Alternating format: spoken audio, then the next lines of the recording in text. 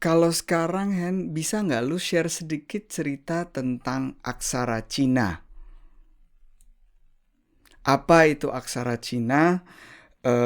Buat gue pribadi dan juga mungkin buat teman-teman yang nggak tahu gitu ya tentang aksara Cina gitu. Mungkin lu bisa share sedikit tentang ini. Oke, ya. Mmm, Sebenarnya ada beberapa aksara termasuk aksara Jawa itu juga punya makna yang mendalam juga gitu kan. Cuma kalau Chinese ini kalau kita lihat gitu, memang tulisan yang paling complicated gitu. Bahasa yang paling susah dipelajari tulisannya itu tulisan Chinese gitu, karena yang lain paling huruf-hurufnya simpel-simpel. Huruf Yunani paling X, I, Y gitu kan modelnya, kayak gini, segitiga dan sebagainya. Huruf Jawa, huruf Jepang, huruf Korea, nah itu simpel banget gitu. Bahkan kalau kita sebenarnya belajar sejarah, huruf Jepang dan huruf Korea itu kan dibuat gara-gara rakyatnya itu terlalu susah melihat tulisan Chinese. Jadi nggak ada yang paham, terus mereka buat tulisan supaya bisa mudah dipahami sama rakyatnya. Nah, tapi yang menarik kok dari tulisan Chinese, sebenarnya sudah ada ribuan tahun yang lalu dari berkembang gitu kan. Jadi tulisan Chinese itu berkembang nggak serta-merta seperti yang kita sekarang lihat gitu. Tapi kalau kita lihat kaligrafi Chinese, tulisan Chinese, itu kayak modelnya kayak tulang. Gitu. Dia struknya itu kayak tulang. Semakin kita bisa struk kaligrafinya kayak tulang, itu jadinya bagus. Kenapa? Karena huruf Mandarin aslinya juga dari tulang-tulang belulang, gitu. Nah, orang zaman dulu kan nggak punya sains ya, nggak punya ilmu pengetahuan sampai gimana teknologi. Jadi mereka memprediksi sesuatu, mereka melihat alam itu melalui tanda-tanda. Yang dimana mereka yaitu menyusun tulang-tulang. Makanya namanya oracle bone. Gitu. Nah, dari oracle bone itu muncul berbagai macam tulisan Chinese. Kalau kita lihat misalnya tulisan ko, itu kotak gitu ya. Modelnya kotak gitu. Artinya kan mulut. Nah, itu maksudnya mau ngomong mulut kita. Mulut kita kalau, ini kan kotak ini. Nah, jadi menggambarkan kemiripan fisik lah sebenarnya ya, huruf-huruf Chinese itu. Nah, tapi ternyata selain itu gitu kan, karena di huruf-huruf yang kompleks, misalnya huruf bekerja atau huruf apa gitu, jadi kita bisa melihat komponen-komponen yang ada di dalamnya. Contohlah huruf mindfulness, gitu kan. Kemarin saya pernah posting di Instagram. Huruf mindfulness itu terdiri dari huruf Chin dan bawahnya Sin, gitu. Huruf Chin ini artinya apa yang di atasnya? Itu artinya saat ini. Nah, Sin yang di bawahnya artinya apa? Hati atau batin. Gitu. Jadi dia untuk menjabarkan satu ekspresi, dia bisa combine antara berbagai macam huruf, terus tiba-tiba muncul huruf baru, gitu. Itu huruf Nian atau huruf mindfulness. Nah, ketika kita melihat satu huruf Mandarin, akhirnya kita bisa punya filosofi yang kaya, gitu. Karena ternyata asal-usulnya itu punya beragam hal yang mengapa ia bisa terbentuk seperti itu. Baik secara bentuk atau secara mereka punya filosofi sejarah, begitu. Kapan tuh Hen mulai tertarik kayak lu mendalami lagi itu mendekonstruksi aksara Cina itu sampai menemukan makna-makna terdalamnya itu? Karena gue juga tahu sedikit banyak sih soal itu, maksudnya ya itu merupakan kayak tulisannya tuh kayak simbol akan bentuk objek sesuatu itu. Cuma setelah lihat postingan lu kayak, wah ternyata meaningnya dalam banget ya. Mulai kapan tuh Hen tertarik? Ya, sebenarnya gini, background-nya saya sebenarnya sampai sekarang pun itu kan saya berlatih di yang tradisional, saya masih berlatih di tradisi meditasi Zen, gitu. Jadi bukan berarti terus saya ikut MBSR, terus Zen-nya juga hilang, enggak gitu. Jadi saling komplementari. Nah, uniknya di meditasi Zen ini, gitu yang kita temukan di Jepang, gitu, kita bisa lihat bahwa seluruh aspek dari masyarakat Jepang itu sangat Zen, gitu.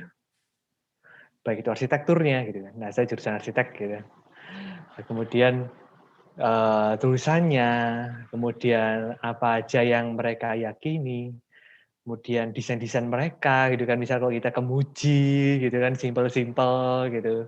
Nah, itu semua Zen, gitu. kita ke restoran Jepang gitu kan, kayaknya tatanannya kok cantik banget ya, minimalis. Atau bahkan juga arsitektur kontemporer sekarang yang sangat-sangat minimalis sekarang itu juga karena pengaruh dari Jepang gitu. Nah, memang pada saat zaman dulu Zen ini sangat mempengaruhi semua aspek kebudayaan di sana. Jadi ketika kita ada upacara minum teh, ada ritual, ada kemudian bela diri, kemudian arsitektur, semuanya mengambil falsafah Zen. Nah, ketika saya memang mempraktekkan tradisi Zen ini, tentunya saya juga tertarik dong bagaimana Zen ini bisa diaplikasikan ke hal-hal tadi itu. Budaya misalnya seni kaligrafi atau painting gitu kan. Nah, dulu memang saya tertarik sih, cuma nggak ada yang bikin gitu. Terus gimana ya? Terus mulai dari 1 tahun yang lalu ya, 1 tahun yang lalu, saya kesempatan ikut workshop gitu kan di Jakarta, ada Zen painting, terus kemudian saya coba ikut. Nah dari sana saya nemuin bahwa oh ya dulu saya suka gambar-gambar sih gitu waktu kecil, gambar anime gitu kan, gambar manga. Nah sekarang udah gede, gantinya gambar AutoCAD gitu kan, gambar arsitek, terus kok kayaknya teknis banget ya. Terus setelah pakai megang kuas lagi, wah enjoy banget ya gitu kayaknya nggak banyak pikiran gitu kan, pada saat kita gambar, pada saat kita kaligrafi itu nggak banyak pikiran muncul. Makanya kita bilang itu salah satu bentuk meditatif. Jadi kita benar-benar into that gitu. Karena kalau kita asal-asalan juga tulisannya berantakan, gambarannya juga karu-karuan.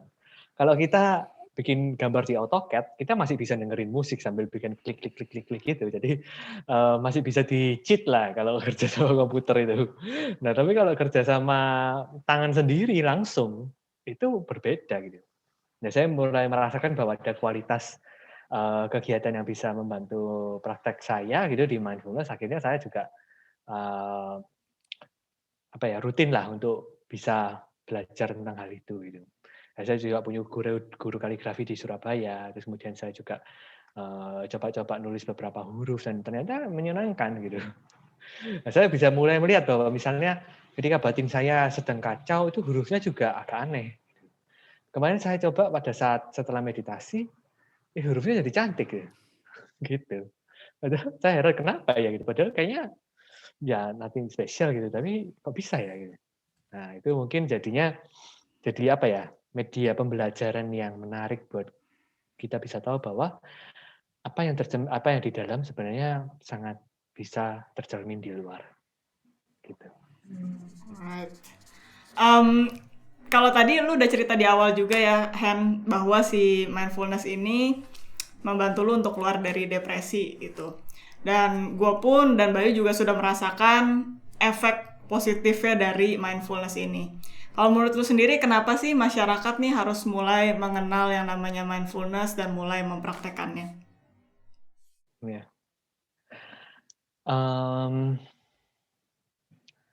Mungkin begini ya. Di luar sana banyak sekali mindfulness gitu.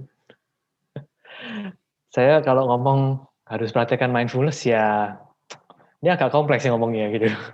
Karena banyak orang juga sebenarnya punya mindfulness yang berbeda dengan yang ada sekarang misalnya MBSR atau meditasi tradisional Buddhis dan sebagainya. Ada orang-orang yang berkata bahwa mindfulness itu bisa digunakan untuk mendapatkan kekayaan misalnya. Ada yang seperti itu.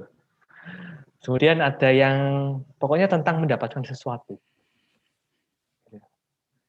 Dan mereka berbicara bahwa ini adalah mindfulness. Nah, tapi menurut kacamata meditasi tradisional manapun, dan termasuk MBSR, itu meditasi semuanya adalah tentang melepas. Bukan tentang menggenggam. Gitu. Jadi kenapa orang zaman sekarang perlu mindfulness? Karena orang zaman sekarang perlu melepas. Kita sudah terlalu banyak menggenggam. Kapan kita melepas? Karena kalau kita menjadikan mindfulness ini sebagai sesuatu yang mau kita genggam, maka di sana sebenarnya kita tidak sadar kita tidak mindful. Karena mindful bukan seni untuk menjadi sesuatu atau pergi ke kondisi sesuatu yang lebih baik. Mindfulness bukan seperti itu.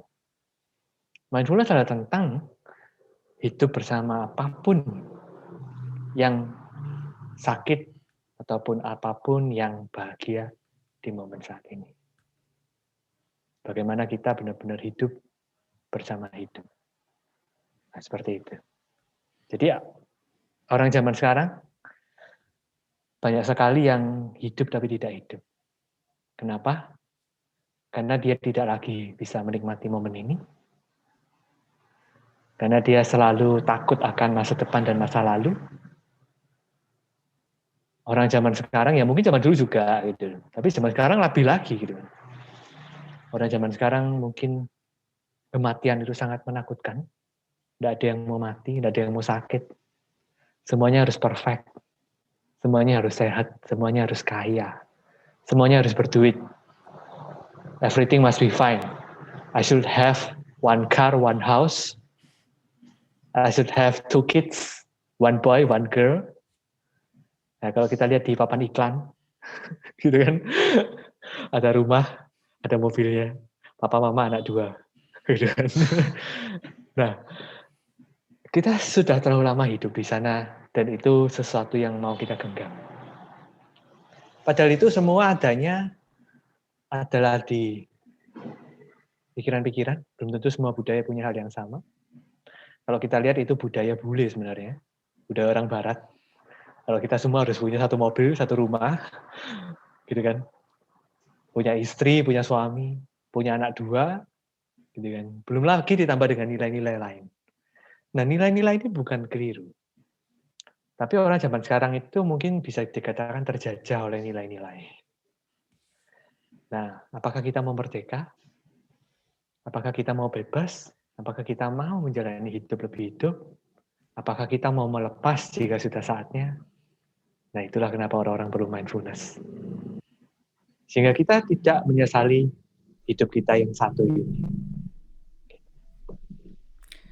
Itu artian paling dasar menurut gua pribadi ya.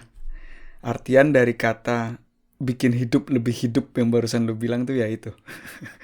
Ada di sini menikmati semuanya dan goosebumps gua ngedengerinnya. I'm so happy.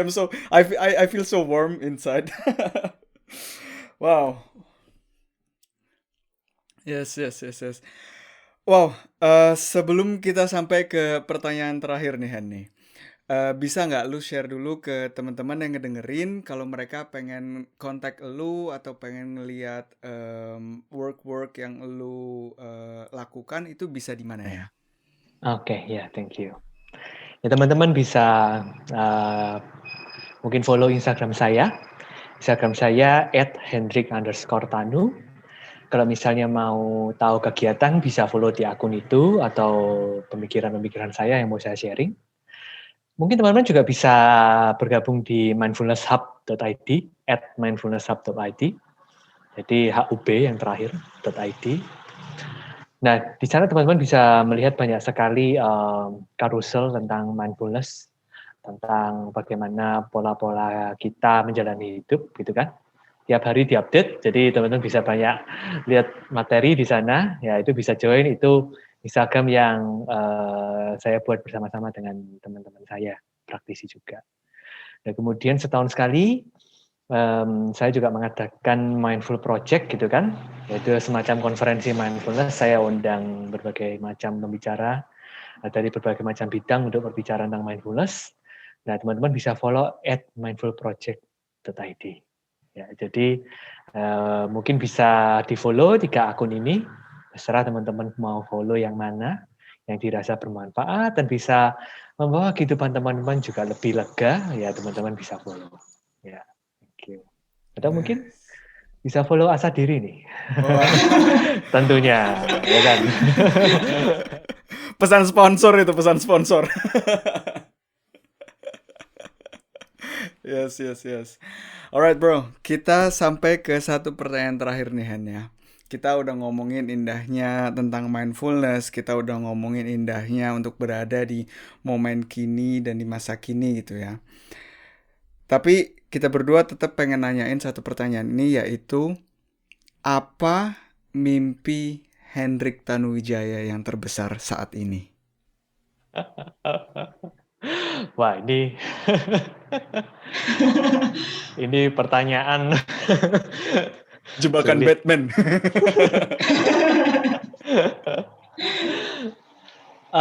Mungkin begini.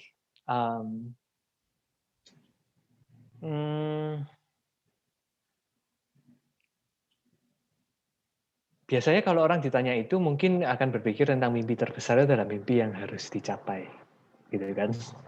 Seperti itu. Tapi bukan berarti saya nggak punya mimpi. Yes, I have a dream, and it's okay. Life is full of dream, gitu ya. But I don't live in a dream. Jadi kalau misalnya mimpi terbesar apa? I have many dream, but I don't have biggest dream. Gitu. Because my purpose is to live in this moment. Gitu. Tapi kalau ditanya dreamnya apa, banyak. Misalnya pengen bantu orang-orang depresi, terus kemudian bikin apa? Bikin acara-acara mindfulness lebih banyak lagi, banyak orang yang bisa tahu manfaatnya, gitu. Terus kemudian saya, ya pokoknya saya juga bisa istilahnya benar-benar menjawab kebutuhan teman-teman, misalnya. Terus kemudian istilahnya harapan saya sih cuma sederhana ya tuh, supaya jangan sampailah kita menjalani hidup ini yaitu tidak hidup gitu. Saya ingin kita semua bisa tanpa penyesalan gitu menjalani hidupnya cuma satu kali saja. Ya, cuma itu keinginan saya sih. Cuma kalau itu nggak tercapai misalnya ya nggak apa-apa gitu. Kan we live in this moment gitu. Yes. Wow, very very beautiful. Hen, kita dari Asa Diri mau say thank you yang sebesar-besarnya untuk waktu, knowledge, dan pengalaman-pengalaman yang lo udah share di podcast kita ini. Teman-teman yang dengerin, make sure buat cek kerjaannya Hendrik Tanuwijaya. Thank you banget udah ngedengerin sampai sini. Dan Hen, thank you. Thank you. Thank you, Hendrik. Thank you Asa Diri. Ya. Ya, Thank you sampai semua yang udah ketemu dengerin. lagi. Ya, dah. Thank you. Bye. Bye-bye. Ya. Hey guys, thank you udah ngedengerin episode podcast Asa Diri kali ini. Semoga episode tadi bisa memberikan nilai lebih dan value lebih untuk lo yang ngedengerin. Kalau lo pengen support kita, bisa dengan follow Instagram kita di @asahdiri.ind, subscribe YouTube channel kita di Asahdiri, dan juga bisa taruh review di Apple Podcast. Ingat juga untuk share ke teman-teman kalian dan terus asah diri. Karena berlian tidak bersinar dengan sendirinya. Sampai ketemu di episode selanjutnya.